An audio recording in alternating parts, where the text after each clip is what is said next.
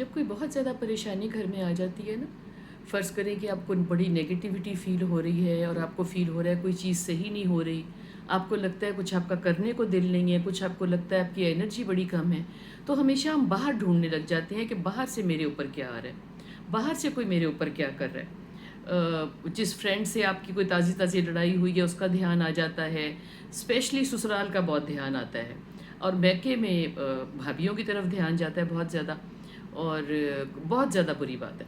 بات صرف یہ ہے کہ گھر میں کوئی پریشانی آئے، یہ دنیا ایسی ہے نا، اس میں خوشیاں بھی آتی ہیں، پریشانیاں بھی آتی ہیں، اور رلی ملی زندگی ہے نا ہماری، سارا وقت اسٹیگننٹ ایک ہی طرح تو نہیں نا چلتی جائے گی سیدھی سڑک پہ کہ کوئی کسی کے ساتھ کچھ نہیں ہو رہا، ایک گھر میں صرف پریشانیاں ہیں، ایک گھر میں صرف خوشیاں ہیں، اور ہر چیز سہل سہل جا رہی ہے۔ ہر کسی کے اپنے قسم کے ہے نا،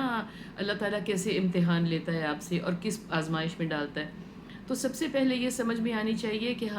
ہمیں اپنے گریبان میں جھانکنے کی توفیق ہو، ہم یہ دیکھیں کہ ہمارے دماغ میں کیا چل رہا ہے، ہم یہ دیکھیں کہ ہمارے دل میں لوگوں کے لیے کیا چل رہا ہے، اور ہم سب سے پہلے یہ دیکھیں، ہم ماننے والے لوگ ہیں نا، ہم اوپر والے کو ماننے والے لوگ ہیں،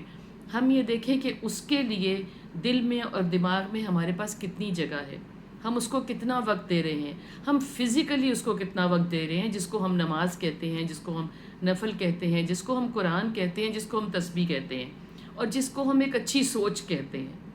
اگر ان باتوں کی طرف دھیان دے کے اپنی طرف ہم دیکھیں گے نا، تو باہر والوں کی طرف ہمارا بہت کم دھیان جائے گا۔ اور اگر فرض